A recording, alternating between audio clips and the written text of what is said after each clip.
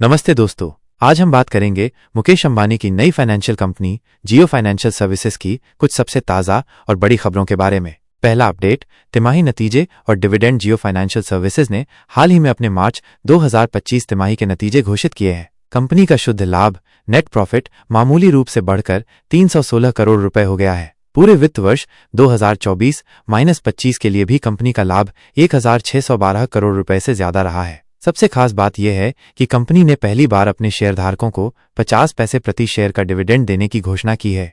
ये निवेशकों के लिए एक अच्छी खबर है।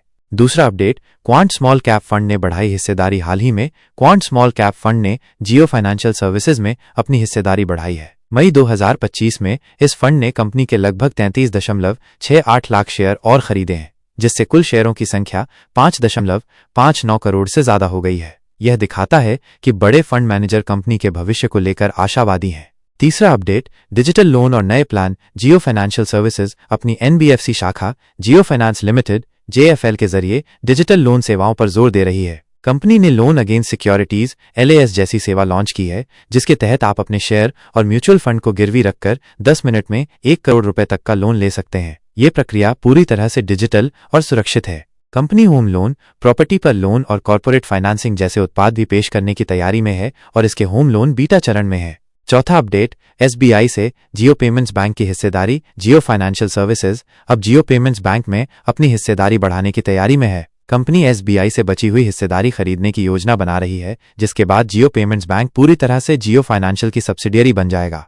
पांचवां अपडेट, म्यूचुअल फंड और भविष्य की साझेदारी। कंपनी अमेरिकी दिग्गज ब्लैक रॉक के साथ मिलकर म्यूचुअल फंड कारोबार भी शुरू कर चुकी है और अब उन्होंने निवेश सलाहकार के रूप में सेबी के पास पंजीकरण के लिए आवेदन भी किया है। खबर यह भी है कि जर्मन बीमा कंपनी अलियांज SE भी भविष्य में जियो फाइनेंशियल सर्विसेज के साथ साझेदारी पर विचार कर रही है, हालांकि ये अभी शुरुआती चरण में है।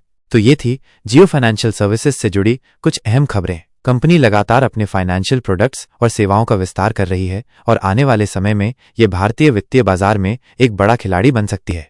उम्मीद है आपको ये जानकारी पसंद आई होगी। मिलते हैं अगले वीडियो में।